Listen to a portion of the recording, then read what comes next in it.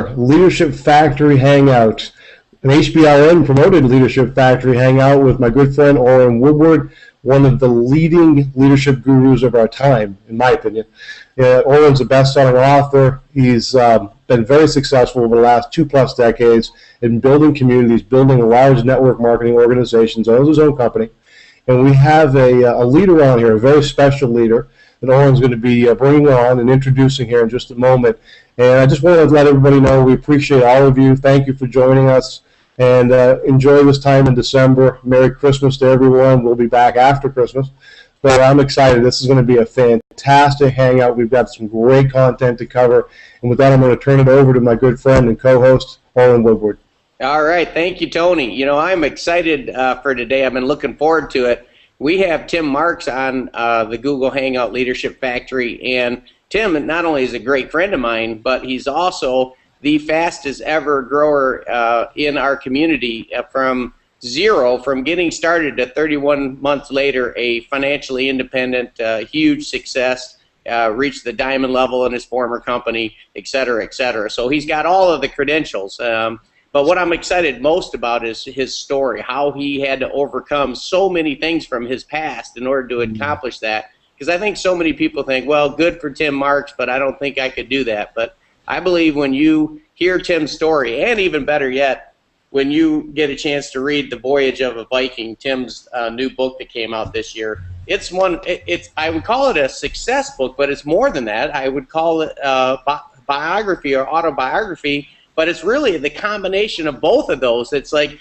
great success principles through his story, and when you read it, you find yourself pulling for young Tim, like, come on, Tim, you can do it. And I'm just honored to have you on the phone or on the Google Hangout, Tim, and just excited to hear from you today. So I guess starting out, I'd love to have you share just a condensed version of your story of what led you into this crazy network marketing business.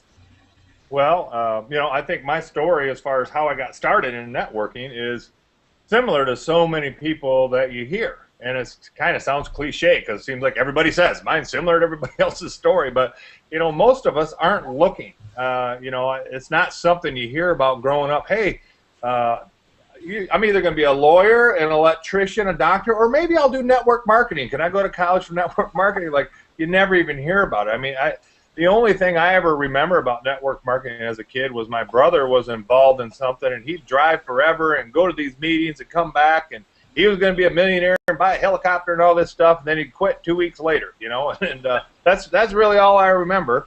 And so years go on, and I did the same thing most Americans do, and you know, my mom told me if you want to be successful, you got to go to college. So certainly I went to college and went through an apprenticeship program as an electrician, and then became an engineer eventually, and you know, just didn't put a lot of thought into my life and direction in my life, as most Americans don't, unfortunately. And that's one of the things I love about our industry is we help give people focus and direction in their life, you know, not just in how they earn money, but in their life in general. You know, we teach people to be a better whole person. And you know, if I look back how I became an electrician, well, I was over at my grandparents' house on an Easter Sunday, key point, and two of my uncles come home from work on Easter Sunday, and they came over to celebrate Easter. And I remember they were in their work boots, and they're saying how they just worked 12 hours and this and that. And I thought, man, that's cool. And so I'm, you know, I don't know what I was, third, fourth grade, so I was very impressionable. And I remember one of my uncles asked me, Timmy, what are you going to do when you get older? I said, well, I'm going to work at the shop like you guys do, you know. So that's how I became an electrician. And then from there, I was an electrician.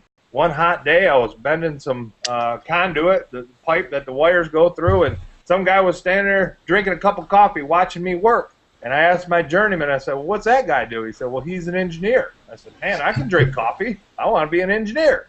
So I went back to college, started learning how to be an engineer, and ended up working just a ton of hours. And you know, outwardly, I guess most people would have thought, hey, this guy's successful. At 29 years old, I was given a promotion at a major automotive company.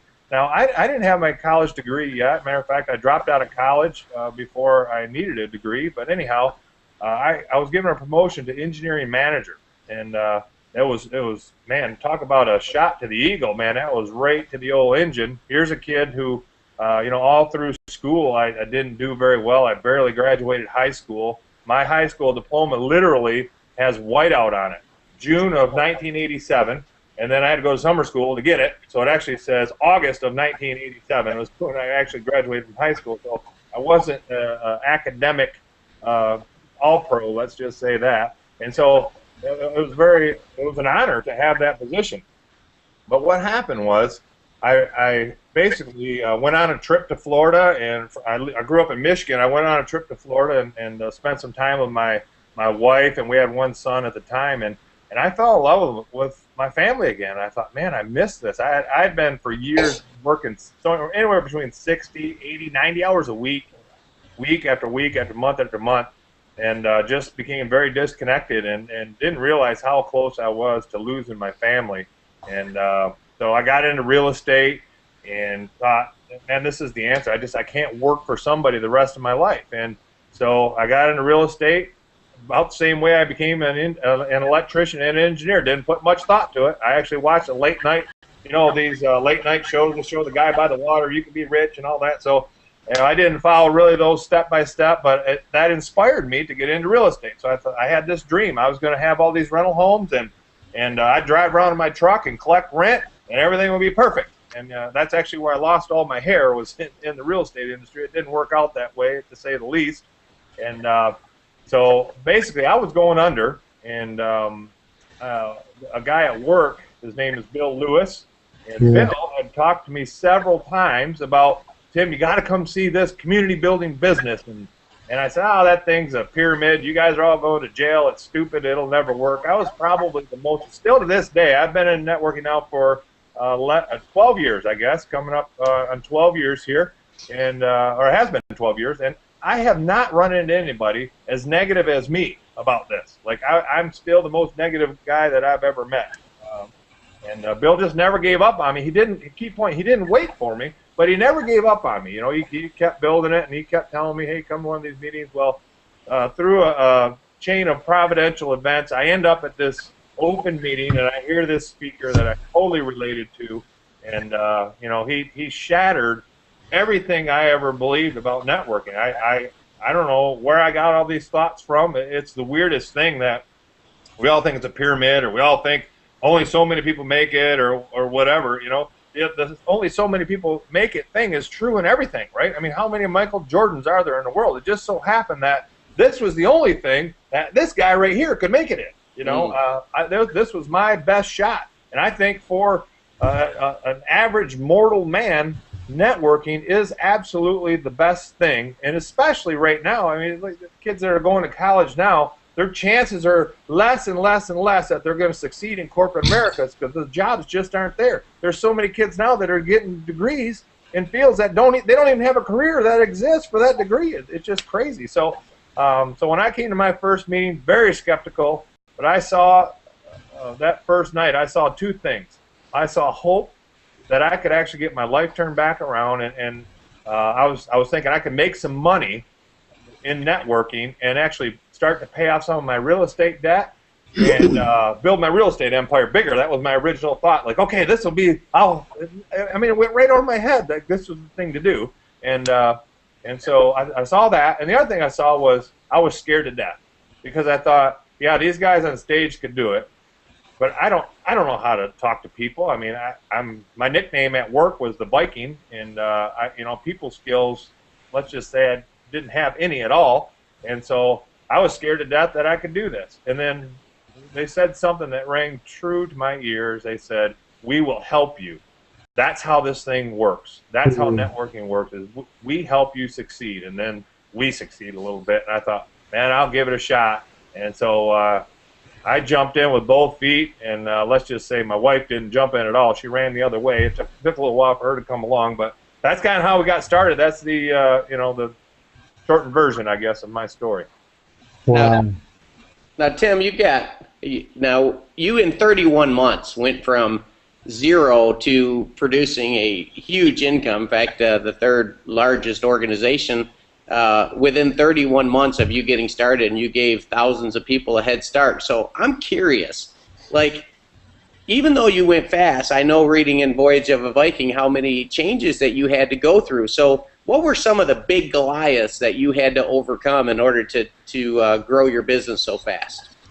Well, I had been listening to Zig Ziglar, who just went home to be with the Lord here last week, but I'd been listening to Zig Ziglar for about a year and a half. So I knew just through listening to him that I was going to have to change some things, but I didn't know exactly what. And I was starting to pick up the fact that people didn't like me. You know, there's no other way to say it. You know, it's amazing how many people go through life and they don't realize that they're offensive or they rub people the wrong way. They just think everybody else is stupid or they're a jerk or something. You know, and that's how I lived, quite frankly, for years. So as I got involved building compensated communities, I very quickly realized that I could make people get started. Like I could show the plan and get them excited about the opportunity, but the issue was they didn't want to stick around.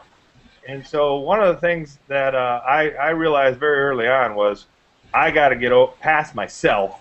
And you know, a lot of people think just because somebody is a loudmouth, blowhard, know-it-all guy like I was, and probably still am in a lot of ways, that means that they're somehow they believe in themselves. Actually, the opposite is true. It's a good sign of a low self-image. So that was one, was myself, getting over myself.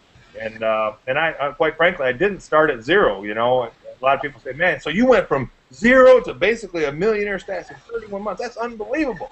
I didn't start at zero. I started at $1.3 million in debt, somewhere in there. And Wow. When I got started, I was going backwards. Actually, right when I got started, my plan was I would sell some of this real estate, and I talked to my realtor buddy, and he said, yeah, we can sell all your rental homes. He just did a kind of quick assessment of all my properties and what they'd be worth. And I was going to walk away with, you know, a few $100,000. And I thought, okay, great. I can put that money aside, live on that. And at this point, I had gone to a big convention that a company had put on, and I was just jacked. I was like, man, this is what I'm going to do the rest of my life. I was excited. And anyhow, we were going to sell these homes. And it didn't work out because we went to look at these homes, and my property manager had taken some funds, and I don't know what she was doing with it, but she wasn't repairing my home. So I was seeing all these fake bills for these repairs that were supposedly done, and they weren't done. Turns out her boyfriend was the maintenance guy, doing hoops and doing all kinds of stuff. And so anyhow, I started going under, and I was going backwards $15,000 a month. And I was 3 months behind on my mortgage. And in the middle of all this, shock of all shocks, this property manager sues me. I couldn't believe it. She sues me and wants me to pay her money. And I'm like, you got to be kidding me. So I'm going to court during the day, trying to fight this lady off, and trying to show the plan at night. And my wife's calling me. I'll never forget one day, I was leaving court, going to work on one of my rental homes, trying to get it fixed up so I could just sell it and break even and get out of this thing. And so I'm changing in my coveralls and going to go down in this crawl space and in the cobwebs and everything, work on the plumbing. And my wife called. She said, honey, I've tried 2 of our credit cards. Neither one of them will work for groceries. What should I do? I didn't know what to tell her. She actually had to go home that day without groceries, and I don't even remember what I did that day, but somehow I found money somewhere. I don't know what I did, if I didn't pay one of the mortgages on the house or something, and I got her some money to buy groceries the next day, but I thought, man, I am in deep trouble here. I've got to do something. So, you know, I don't want to make it sound like, oh, poor me, but I can tell you, I meet people that, you know, they skip a car payment or something, but they still got a 401k, and like, I didn't have anything to lean back on. Like, I was done. And so when people say, well, I got financial troubles, you know, I certainly there are people that have it worse than me, but that was a real struggle. And so I met Orrin Woodward, and I knew at the time Orrin was wealthy, and so I got some time with Orrin early on, and the only time I got with him, he was running for some big goal, and the only time I could get with him was to run with him in the morning. So Orrin said, you like to run? I was, yeah. And I have to admit that was a flat-out lie, but I knew I wanted to get time with him. And I knew that everybody that had listened to this man had at least some amount of success as long as they were willing to do what he was instructing them to do. So I got some time around him. And I tell them these stories. Yeah, I'm going to court today. I couldn't buy groceries, this, that, and the other. And of course, I was actually hoping that Orrin would give me some money. And it never did work out that way. He didn't give me a dime. He gave me something way more important. He taught me how to dig myself out of the hole. And I'm very thankful that he never did. But, you know, it's kind of funny to look back now. You know, I think, man, I wonder how this guy got rich. I'm dropping these hints. Like, I need some money for groceries. And he's supposed to be rich. He ain't giving me his money, you know. And so we're running down the road having these conversations. And look back on it now, it seems kind of funny. But it sure wasn't funny at the time. And so that was probably my two biggest hurdles was myself and my financial situation that I was in. I mean, it was just a struggle going out trying to tell people they could be rich when I can't even buy groceries for my family. I mean, I felt like, in a lot of ways, I felt like a hypocrite. But at the same time, I had a peace that God put me right here for some reason to do something big, and obviously, you know, He did. So, very thankful for that. Well, Tim, it sounds like you learned an important lesson. You borrowed from the beauty of tomorrow to enroll yourself in the activities of today to be able to get to where you are, because that's hard. That's a struggle for most people in our profession. You know, when you start at a certain point, you have to have vision. You have to be able to see yourself where you can be. And, you know, fortunately, there are people like Orrin or other people like Tim Lewis. There are other people out there in the profession that can help paint the picture of where you can be if you're willing to have faith. And faith is so important. I know we're going to be talking, you know, about faith and how faith really helped drive you forward. But you made some interesting comments in there. You mentioned Zig Ziglar, of course. And, you know, it was funny, back when I started in the profession, it was in 1985. And I just lost my mom. And within a matter of a few weeks, I had a caring gentleman that was a pastor of a church. He was also in the network marketing profession, was personally sponsored by one of the most well-known network marketers in the history of the profession. And he invited me to a family reunion, you know, and I didn't have family in Maine at the time, but he invited me to this family reunion. I went up there to Augusta, and I met Zig Ziglar for the first time. It was the very first time I'd ever went to a meeting. He had given me The Magic of Thinking Big. He had given me, you know, other books, you know, CDs. He gave me Zig Ziglar's book, actually. He gave me Charlie Tremendous Jones, who happened to be the second speaker. And that was the first event I went to. And I got to tell you, I didn't believe in myself, but they helped me believe in myself. But they said the magic words, you know, we can help you.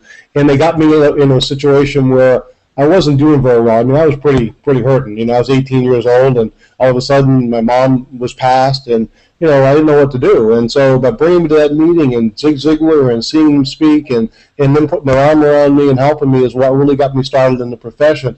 So it's kind of a special, you know, I'm still kind of dealing with this, you know, Zig passing. He had a major impact on me, major impact on most people I know. He was also one of our hosts for, one of our first hosts for the Home Business Radio Network. And so he's done a lot to change a lot of lives, and that's exactly why I'm excited about working with Orrin, because he's been doing the same thing. And you mentioned Tim Lewis, amazing. We had the opportunity to bring him on. So, you know, your story is amazing. And you talk about, you know, your book on being a Viking. You weren't a victim. You turned into a Viking. But you went through the struggles, and that molded you. It molded your character. And, you know, we've already seen, you've already been sharing with us some of what it took, what you went through. What was it like? Was there any turning points for you when you were going through, like with your family, for instance, with your, you know, how was that? When you were building that business, that was a tough business to build. I know the time you were in and when you were doing it. And I'm telling you, you had everything, I'm sure, you know, going against you at points. What kept you in the game? What kept you with that Viking spirit? And the faith, I believe faith had a lot to do. I know it did for me as well. Yeah. Well, yeah, probably the biggest thing, I think, was the way that I was raised. You know, you mentioned you lost your mom, Tony. I lost my mom as well to leukemia. And my mom raised, and I tell the story in my book, but my mom raised me and my brother as a single mom, and she's a hero of mine. I mean, toughest lady yet the most loving lady that I've ever known. And she taught me hard work. She taught me never give up. And she never had to say the words. I mean, she did, but she never had to say it because I saw her live it out every day, you know. And so that's all I knew. And what's strange is, you know, me and my brother are the proverbial, you know, you got the twins that were alcoholics. Their dad was an alcoholic. One became an alcoholic. The other became a doctor. And we're kind of the same story. Like, we just viewed our childhood the same way. And still my brother. So I love him, but he's still struggling, trying to find his way in life. And I think for whatever reason, God showed me through my mom's work ethic and her commitment and the caring of others, and she taught me things like just never give up. It's never over, and you got to come through on your commitments, and so I thought about that. I was married and I had one child at the time, and I didn't have a choice. Giving up was not even an option. I can't even. It's hard for me, and quite frankly, that's one of the things Orrin's trying to help me with. It's hard for me to even relate to somebody that gives up. But yet I know that's the world we live in. People give up, people quit things, and so we have to learn to love them through it and wait until they drink some milk and grow a spine or whatever they have to do to get over it. Watching my mom die, it was a horrible death, and chemotherapy and everything. I mean, I'll never forget it. And shortly after that, I started really questioning. Now, this is several years before the business, but I was really questioning: is there even a God? And I was basically agnostic at the time. And years later, I found Zig Ziglar. I bought one of his cassette tapes, and actually found Christ through listening to one of his cassette tapes. He talked about Ephesians 2:8-9. That's the verse actually I was saved under, and so I think that has a lot to do with how I made it. I mean, not a lot, everything. Because there's no way I would have made it without God. Tim, share the story of your mom and you, if you don't mind. Share the story of you going and your mom convincing the school because you were struggling with school because you didn't know it, but you had undiagnosed dyslexia. He was flipping letters and having a hard time reading. So here's a real smart guy. I mean, Tim's one of the smartest guys I know. I mean, when he gets something, boom, he's the fastest in our business, the fastest guy I mentor from going from problem identified to problem solved that I've ever worked with. So very quick. Wow. Yeah, because you struggle with dyslexia, if you could share some of that story with your mom and how she, she said, kept encouraging you, and then kind of speed up to when you and I sat down and talked, because I just think I mean, by the time I met him, he was still convinced that he couldn't read a book. And now today, not only does he read thousands of books, but he writes books. So to me, I think that's one of his greatest victories is in that area. Yeah. Well, Mom, she obviously always looked out for me and my brother and did whatever she could do to open doors for us and stuff. And she typically worked 2 and 3 jobs. So a lot of times we were at home alone, on our own, just sometimes we had a babysitter, sometimes we didn't, depending on finances, literally. But I always struggled in school, and I don't know back then if they even knew what dyslexia was or ADD, but turns out I had both and still do, but it's a lot better than it was. And so I literally used to get grounded, or I call it being grounded for being stupid, because that's how I felt. My whole life I just felt like I was dumb, and my mom would get mad at me because I wasn't applying myself, et cetera, et cetera. So in 6th grade is when I just gave up, and I got straight E's. I failed every one of my classes, and my mom pulled me out of public school, took me to another city. I lived with my grandma and grandpa there for a little bit during the week, and went to a public school there. I totally failed there. I'd just given up. So she went to a parochial school, Catholic school, and went and basically begged these nuns to let me go in, because I was actually big for my age already, right? And if I got held back, I started school late. I started school when I was 6. I was already big, and so she begged them to let me go to this school and go into 7th grade. And I'll never forget that day. I mean, I don't know how she did it. Obviously, it was an intervention by God, but that was a turning point in my life, because I didn't know anything about God. I mean, that was my first ever religious experience. I remember going to this Catholic school thinking it smelled religious, whatever that smell is, but I just remember sitting in there, and there was these 2 nuns who weren't dressed in the typical nun garb, but they looked like nuns, and one of them, Sister Judy, who turned out to be somebody who God used in a massive way in my life, I never forget, she smiled at me, and she said, "Hi, Tim, I'm glad to meet you." And I thought, man, this lady's actually nice. I mean, I could see Christ in her. And I didn't know what I was seeing, but now I know, looking back, I know what I was seeing. Sure. anyhow, that was a turning point in my life, and my grades started to turn around. I can't say, oh, I got good grades then, but I started to get D's and C's, and I struggled to get D's and C's, and I would stay after school, and they would help me, and we did tutoring and things. So pretty much my whole high school, I was like that. And then until I got into college, something changed. I actually hired a tutor. This kid was working for me at the time. I was engineering manager, and a kid that was working for me, I hired him to tutor me in tech math, which was pretty embarrassing, but I had one of my employees tutoring me. Remember that story. So anyhow, I just struggled, and you know, it didn't matter how hard I worked, I couldn't put things together, and I had no clue why, you know. And so when I got involved with networking, you know, they started talking about reading books. I'm like, well, I ain't gonna do that. And I'd been listening to all these audios, and I'd tried to read a couple books, and I just couldn't remember anything, you know.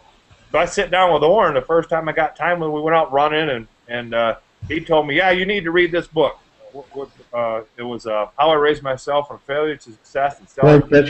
Yep. You need to read this book, and then let's talk about it. So I read it, and a few days later we got back together, and he said, so what are you getting out of that book, Tim?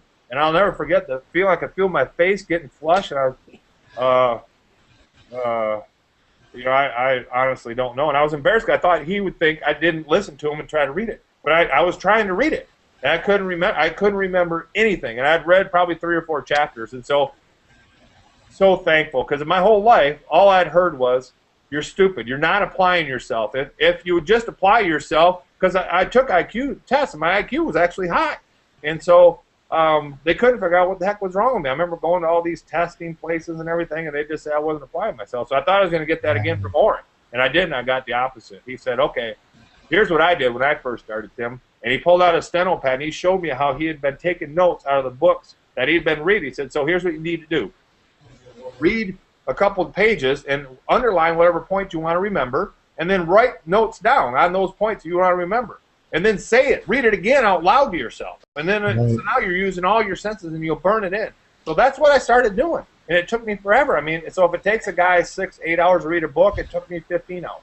But you know what? I'd get through it. And I would remember some things. And I had to do that for years. And now I can actually just read a book, underline some stuff, write some things in margins. And you know, Orrin said something key. He said, Tim, I think your brain's just a muscle, and you can exercise it. It'll get better. So don't listen to all that crap they told you. Don't believe all that. I think you can get better. And you know what? He was right. And I did. Tim, remember, because you told me that day, you said, well, you know, I've been diagnosed. I can't read.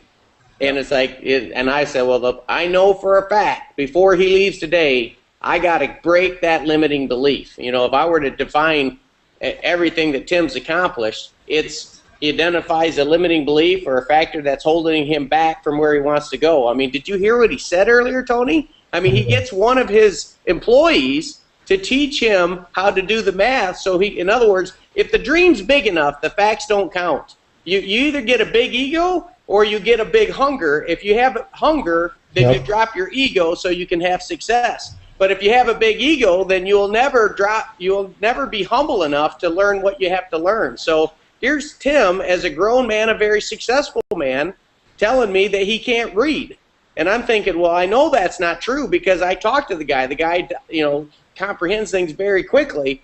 And even if I've got to get the guy to read every word out loud so he's almost having a conversation to himself, then that's what we're going to do, because we've got to help this guy read, because if he's not reading, you just don't have enough time in life to learn everything you need to know in order to win big. If you're not a reader, it's like by reading you get to borrow the lives of thousands of other people, which is what Tim has done since that. But imagine if he would have held on to that limiting belief. Well, Orrin, that's what you say, but I had a 4th grade teacher tell me once.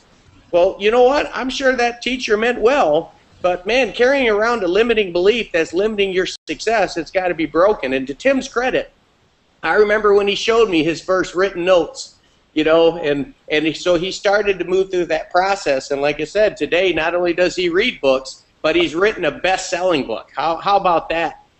I can't wait to read it, Tim. You know, I read a lot myself, and of course, you know, the book list that Orrin is putting out, I'll be reading for a while. I can't wait. I got your book on the list as well. I'm excited to read that. Probably be around Christmas time.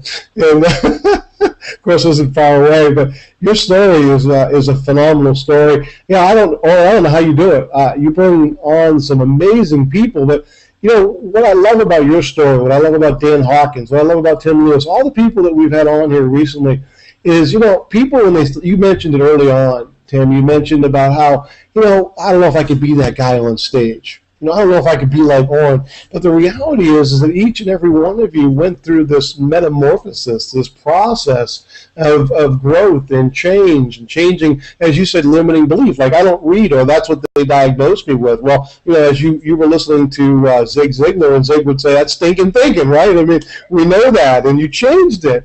But it's just a testament to the power of faith, the power of mentorship, the power of borrowing. You were in real estate, so you could take OPM, other people's money. You understand that phrase, but you took OPE, other people's experience, OPC, other people's credibility. It's an amazing process, and you plugged in, and you became who you needed to become to determine where you are. Recently I interviewed Orrin, our good friend Bob Berg, for HBRN on the Slight Edge Zone, and we were talking about The Go-Giver, and it's just a beautiful time of the year to be talking about that great book. But what drives Bob Berg is his strong core belief of, in order for value, in order to provide massive value, you must help a lot of people.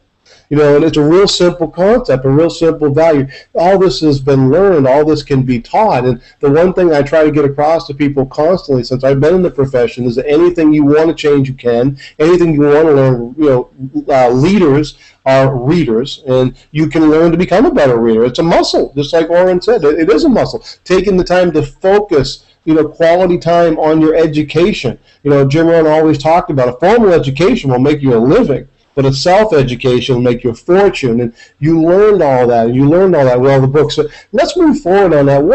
Let's talk a little bit about your personal development journey. We know what you started to read, right? What really started to change you? What really started to change Tim Marks? And what actions did you do that really made a difference in you growing? Yeah, well, I think a couple major things. Early on, actually, when I went to my first conference, I had already found faith in God, but I was still very new Christian and very unsanctified, let's say. I'm an alcoholic, and I had been getting drunk somewhere between 3 and 4 nights a week, and wow. Yeah, it was a mess. And a lot of that started right after losing my mom. That was just how I dealt with it, and then I had marital problems also, but anyhow, so when I came to my first convention, I walked in there and I saw these crazy people. I mean, they were fired up, and people were standing on the chairs and hooting and hollering. It scared the heck out of me. I'd never been around so many excited people in my life. So I went back out, and there was a bar right out there, and I drank 6 beers in about 35, 40 minutes, and I came back in there in a different man, let's just say.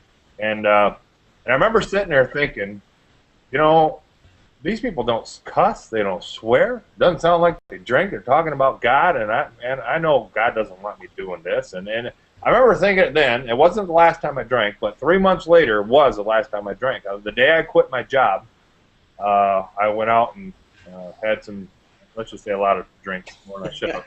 And so I woke up my first day free with a hangover, which was, I mean, talk about a way to waste your first day of freedom, financial freedom. So anyhow, I haven't had a drink since March 29th of 2000. I haven't touched any alcohol. So that was a big thing for me. Yeah, and a lot of people think, well, I can take alcohol or I can do these drugs or whatever, and it doesn't hurt me. For most people, it does. For some people, it doesn't hurt them, but most people, it does affect them. They just don't think that it affects them. So that was a big one for me. Was getting past the alcohol. And then the other one was, I was always a hard worker. I was willing to do whatever, and I could follow directions pretty easily. And so I knew you had to go out and sponsor people and put them in this business and get them to meetings, and I could do that. But I could only get the business so big, and then it would start to leak back on me. And that part was the part where I really had to grow personally. So I spent a lot of time with Chris Brady and Orrin, and I remember several times that we'd be at meetings and Chris would say, "Hey Tim, how you doing, man? You fired up?" I'd say, "Yeah." "Well, why don't you tell your face?" He'd smack me on the back, and I'd do this fake smile thing, and I can see Chris doing that. Yeah. So I'd been around the team over a year at this point, and I still wasn't smiling. I mean, my attitude was, "Hey, you need to get in this thing and make some money, and I can teach you how to be rich. Now, if you're too dumb to take advantage of it, that's your fault." But that was what I was selling, and so I couldn't figure out why people wouldn't want to stay around me, and so I really had to have some spiritual change, and I think that's what really softened me. And so off to the races, learned how to, and I'm still working on that today. It didn't just change overnight. It's a constant battle, but I've learned to appreciate people, no matter where they're at in life. So that was a big battle for me. So and then I think the other thing was I had another big thing happen. I was actually in qualification for basically the policy council level, and I guess I had about 3 more months out of a 6-month qualification to finish up, and I get a call from this guy who was somebody I'd known from my childhood, who I saw maybe, I don't know, half a dozen times or something. I knew him as my mom's first boyfriend, and he came to my mom's funeral and everything. That was the last time I'd seen him, which had probably been close to a decade ago at this time. And he called me and he said, "Hey, I just want to let you know, I just wanted to talk to you." And I was like, "Okay, great. Maybe he's got some pictures of my mom from childhood or something he wants to give me." So I drive up and see this guy and sit down and talk to him. And he says, "Well, I wanted to tell you something. My health is getting kind of bad, and I just can't take this to the grave with me." And I'm looking at him like, "What?" He said, "Well, your mom promised I'd never tell you this. Made me promise I'd never tell you this, but I just can't. I got to tell you." And "What?" And I thought something about my mom, And he said, "Well, your mom and dad had marital problems, as you know. They ended up getting divorced, and I loved your mom. She was my first love and everything, but whatever reason, we didn't get married." And he's going on telling me this whole story. And he said, "Well, I used to come console your mom from time to time. We never did anything, but one time I came over, and when your dad and her were fighting, and we started kissing, one thing led to another, and 9 months later, you were born." So here I am in my mid-30s, and I find out my whole life is a lie. And I'm in the middle of this qualification, and I remember just feeling numb. Like, and I'm looking at this guy. He looks just like me. He's bald, all torso. I mean, this guy is my dad. No, and we since had the testing done, and he's considered my dad. We had the health done, but so I had, so that wasn't my grandma. My brother's only my half brother. And why didn't my mom tell me? So I got all this stuff going on, man. Talk about Satan throwing a curveball at me right in the middle of this. And so some people, again, they would have just said, "Well, oh man, I need some time to work this out." Well, you know what? It's going to happen anyways. It happened.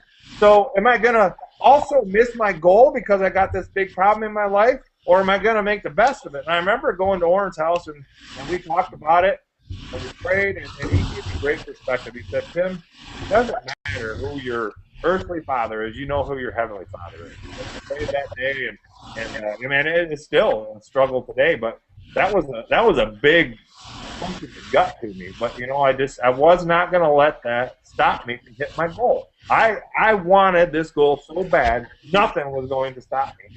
And so those are just some big things that happened along the way, and we got through it, and that's life.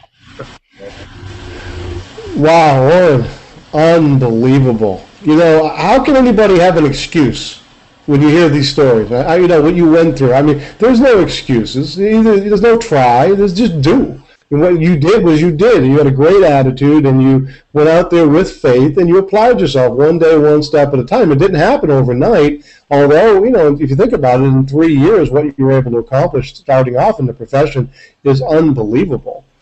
So your work ethic must have been pretty significant. You can't build a business in this profession without work ethic. Of course, you have to have that. You have to be coachable, as we all know. But without work ethic, nothing happens. But your faith is certainly what drove you.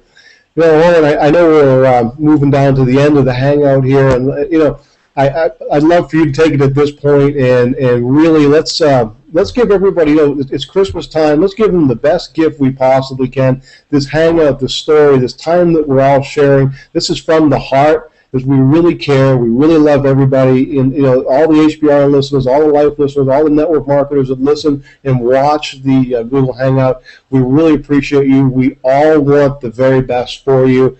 And Orrin, my friend, this is amazing. This is just an amazing story. Tim, I can't wait to get I can't wait to read your book. I am so excited about reading your book.